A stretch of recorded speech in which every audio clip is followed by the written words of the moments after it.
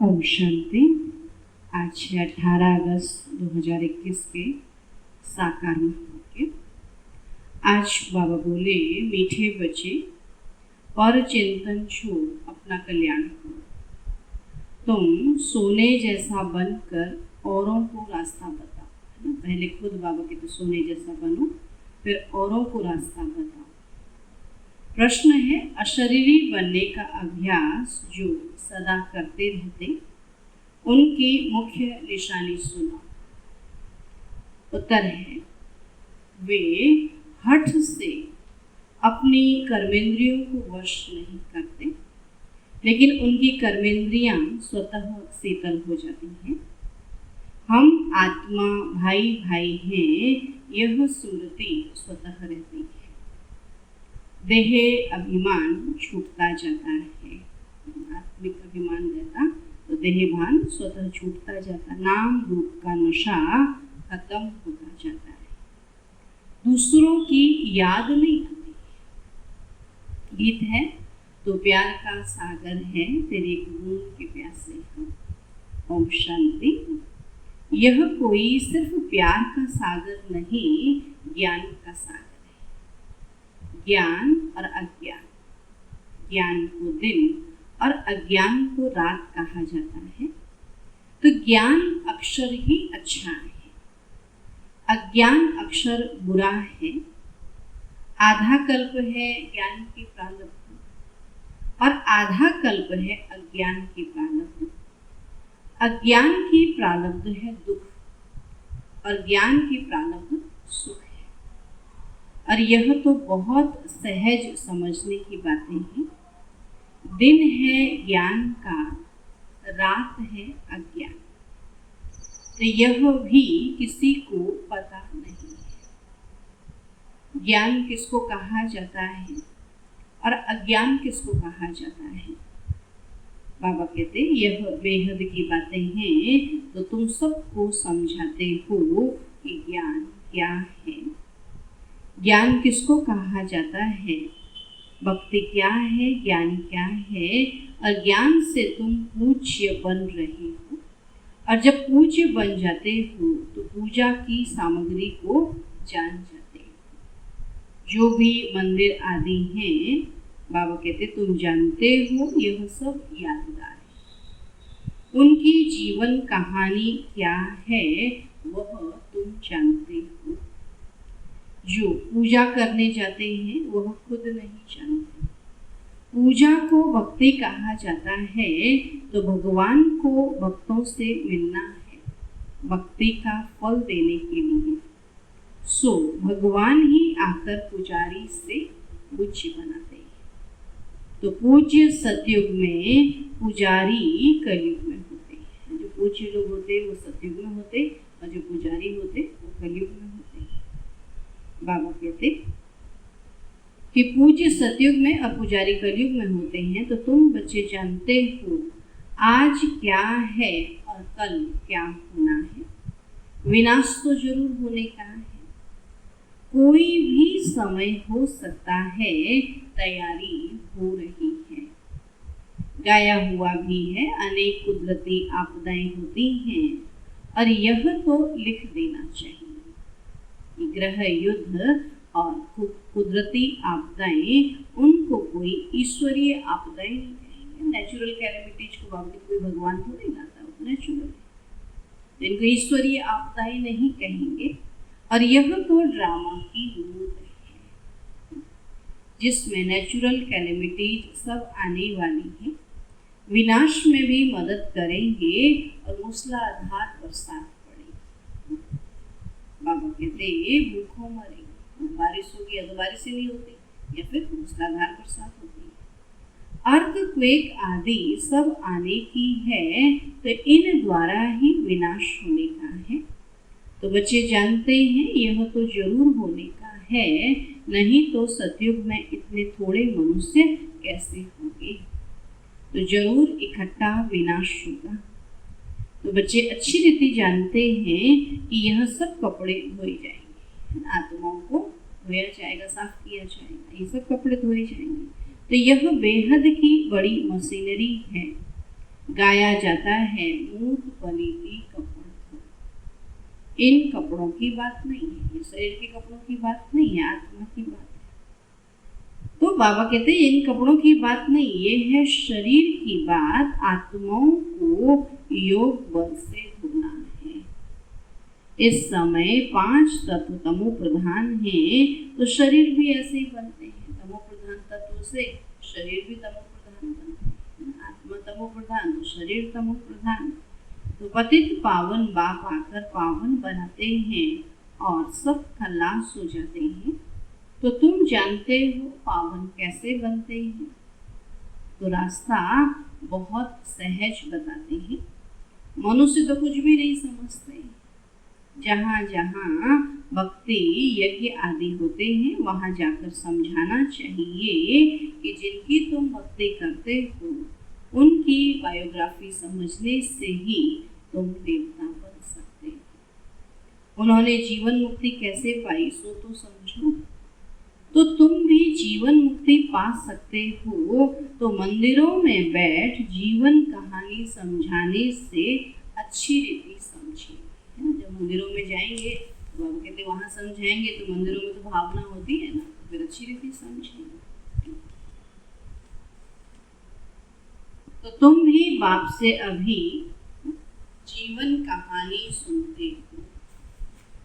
बाबा आया है हम सबको हमारी भी जीवन कहानी सुनाने, तो अपनी भी सुनाने। तो तुम बच्चों को कितनी समझ मिलती है। परम पिता परमात्मा की जीवन कहानी कोई भी नहीं जानते। सर्वव्यापी कहने से जीवन कहानी थोड़ी ही हो जाती। तो तुम बच्चे अभी परम पिता परमात्मा की जीवन कहानी को जानते हो, यानी आदि मध्य अंत को जानते हो। तो इस समय को आदि कहेंगे, संगम युग को आदि कहेंगे। जबकि बाप आकर पतितों को पावन बनाते हैं, फिर मध्य में भक्ति का पाठ चलता है।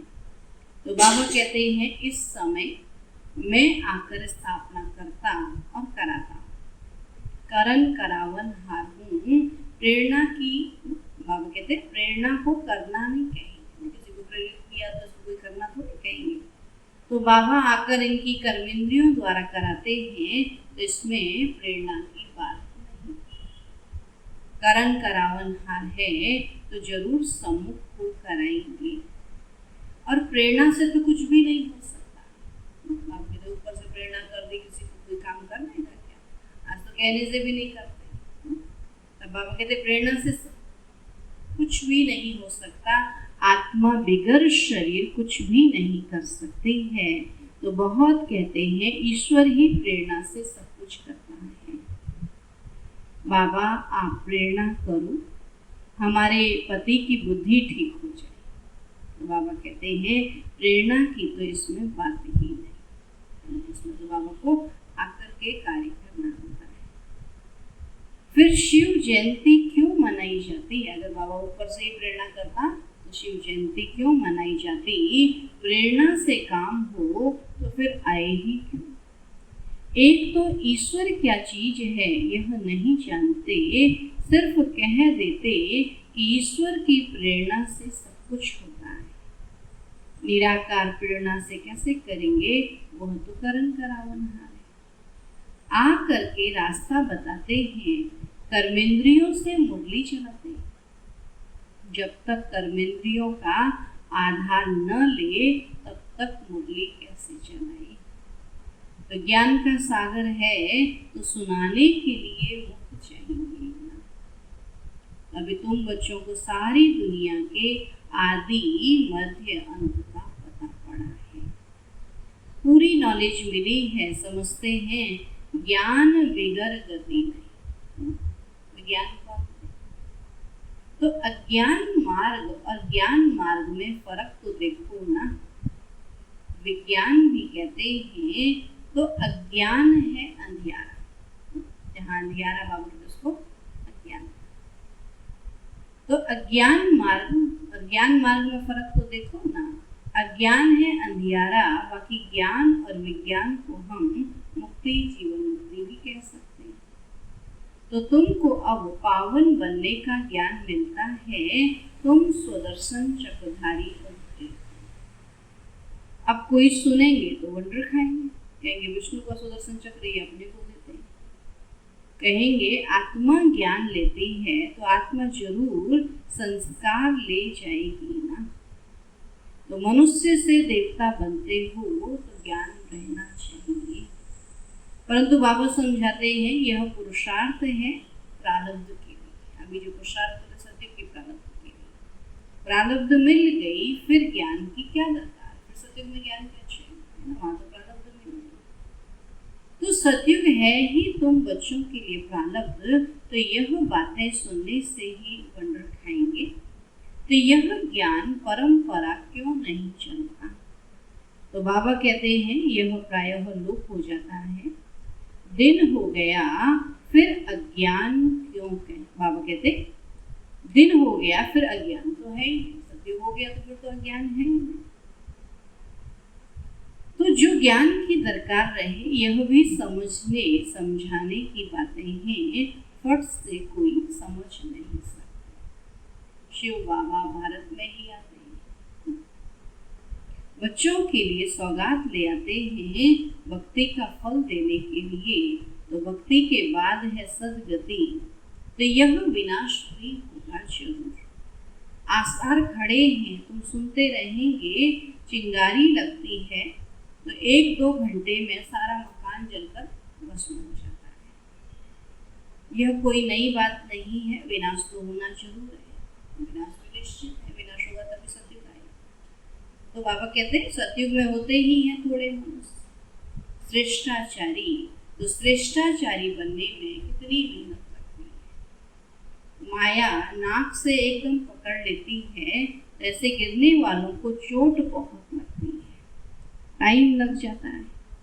तो बड़े से बड़ी चोट है काम विकार की, इसलिए कहा जाता है काम महाशत्रु है। यही पतित बनाते हैं, झगड़ा होता ही है विकार पर। विकार के लिए नहीं छोड़ेंगे तो जरूर कहेंगे इसमें तो बर्तन साफ करे तो अच्छा है ना। बाबा के ज्ञान में आने के लिए अगर विकारों के लिए परेशान करते तो हम घर छोड़ देंगे, वहीं बर्तन साफ कर लेंगे, कहीं काम कर लेंगे, लेकिन बाबा की तो बने ना।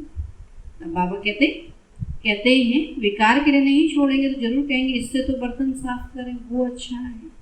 झाड़ू पोछा लगाएंगी परंतु पवित्र रहेंगी। इसमें हिम्मत बहुत चाहिए। तो जब कोई बाप की शरण में आते हैं तो फिर माया भी लड़ना शुरू करती है, माया भी तभी लड़ती है। 5 विकारों की बीमारी और ही अधिक उथल खाती है, और पहले तो पक्का निश्चय बुद्धि होना चाहिए। अब कहते जीते जी मरे हुए। हमने अपने को आत्मा समझा तो माना जीते जी मरे हुए हैं, यहाँ से लंगर उठा लिया। कलयुगी विकारी किनारा तुमने छोड़ दिया है, और अब हम यात्रा पर जा रहे हैं। हम अशरीरी हो अपने घर जाते हैं।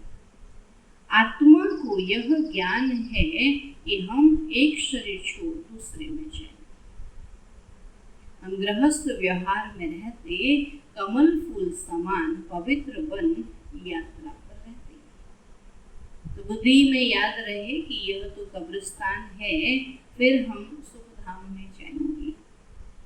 हमको बाबा वर्षा देने की युक्ति बता रहे हैं। तो पावन बनने के लिए हम योग में रहते हैं। याद से ही विकर्म विनाश होंगे, तब आत्मा शरीर छोड़ेगी। तो यात्रा कितनी वंडरफुल है। सिर्फ बाबा को याद करो, अपनी राजधानी को याद करो, इतनी सहज बात भी याद नहीं पड़ती। अल्प को याद करो बस, परंतु माया वह भी याद करने नहीं देती है, मेहनत लगती है। आत्मा को ज्ञान मिला है कि हमारा बाबा आया हुआ है, बाबा भी धरा पर आया हुआ है। आत्मा पढ़ती है ना, आत्मा शरीर द्वारा जन्म लेती है। आत्मा भाई भाई है, और देह अभिमान में आने से फिर अनेक संबंध हो जाते हैं। यहाँ तुम भाई बहन हो गए, आपस में भाई भाई भी, बहन भाई भी, आत्मा भाई भाई और ब्रह्मा कुमार कुमारी भाई बहन।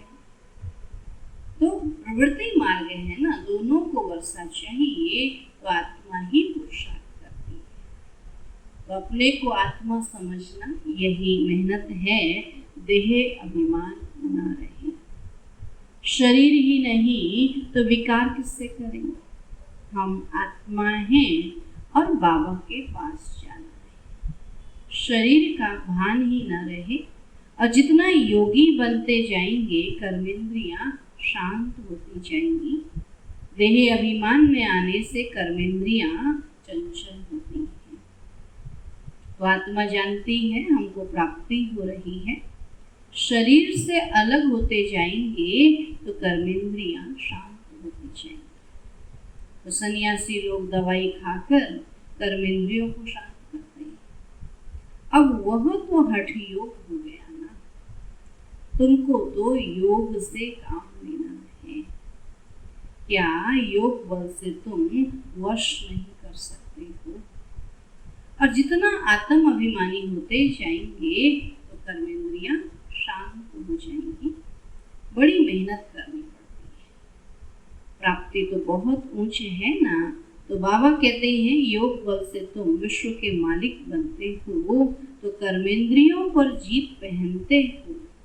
इसलिए भारत का योग नामी ग्रामी है। तुम मनुष्य से देवता, अतिथि से पावन बनते।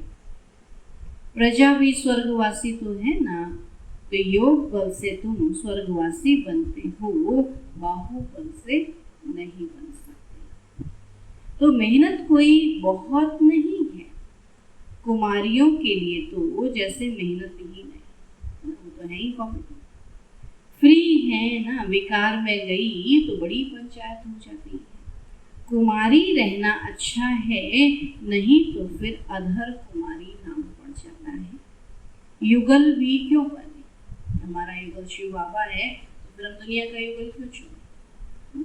बाबा कहते हैं इसमें भी नाम रूप का नशा चढ़ता है, यह भी मूर्खता है। बाबा कहते इतना बड़ा ज्ञान समझने के बाद हृदय अभिमान में फंसते हैं तो ये भी मूर्खता है। युगल बनने के बाद पवित्र रहने के लिए बड़ी अच्छी हिम्मत चाहिए, ज्ञान की पूरी पराकाष्ठा चाहिए। बहुत है जो हिम्मत करते हैं परंतु आग की आंच आ जाती है तो खेल खलास। इसलिए बाबा कहते हैं कुमारी फिर भी अच्छी है। अधर कुमारी बनने का ख्याल भी क्यों करना चाहिए?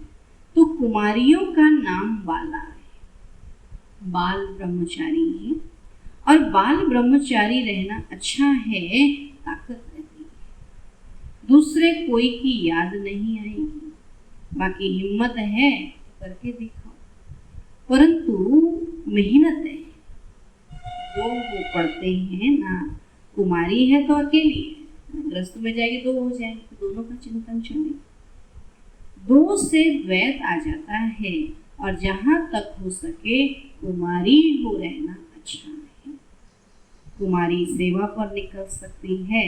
बंधन में पड़ने से फिर बंधन वृद्धि को पाते हैं। एक बंधन हुआ पति का बंधन, फिर सास का, फिर ससुर का, फिर बच्चों का, फिर नाती पोतों का बंधन बढ़ता जाता है। तो ऐसा जाल बिछाना ही क्यों चाहिए जो बुद्धि फंस पड़े? ऐसे जाल में फंसना ठीक नहीं है।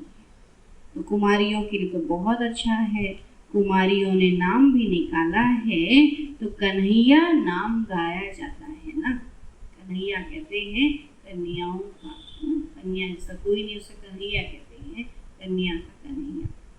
तो कुम्हारी हो रहना बड़ा अच्छा है, इन्हों के लिए तो बहुत सहज है और स्टूडेंट लाइफ पवित्र रहती है ना।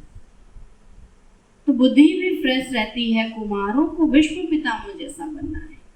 विश्व पितामह ने प्रतिज्ञा की थी ना पवित्रता की, तो कल्प पहले भी रहे हैं, तभी तो दिलवाड़ा मंदिर में यादगार बना हुआ है। तभी बाप बच्चों को फरमान करते हैं कि मुझे याद है।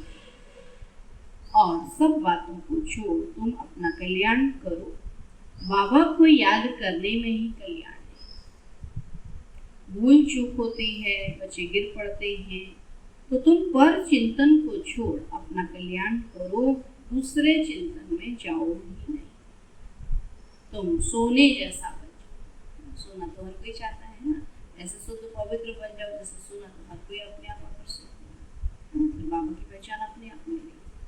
तुम सोने जैसे बन जाओ, औरों को भी रास्ता बताओ, तो सतो प्रधान बनने का एक ही उपाय है।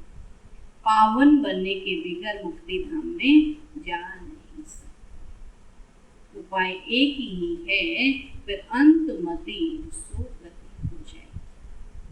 झरमुई झगमुई छोड़ दो।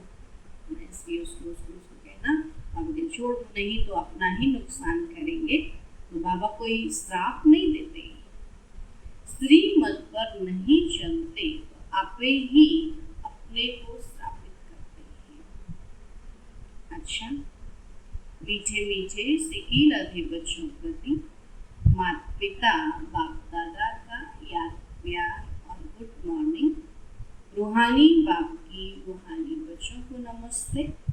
हम रूहानी बच्चों की रूहानी बाप दादा को नमस्ते नमस्ते नमस्ते।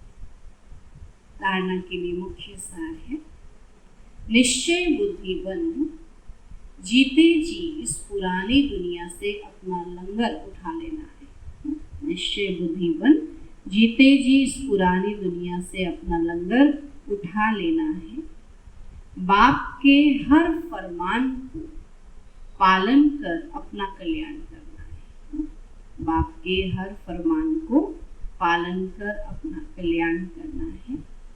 दूसरा पॉइंट है, दूसरों का चिंतन छोड़ अपनी बुद्धि को स्वच्छ सोने जैसा बनाना है। झरमुई झगमुई में अपना समय वेस्ट नष्ट नहीं करना है। योग बल से अपनी कर्मेंद्रियों को शांत शीतल बनाना है।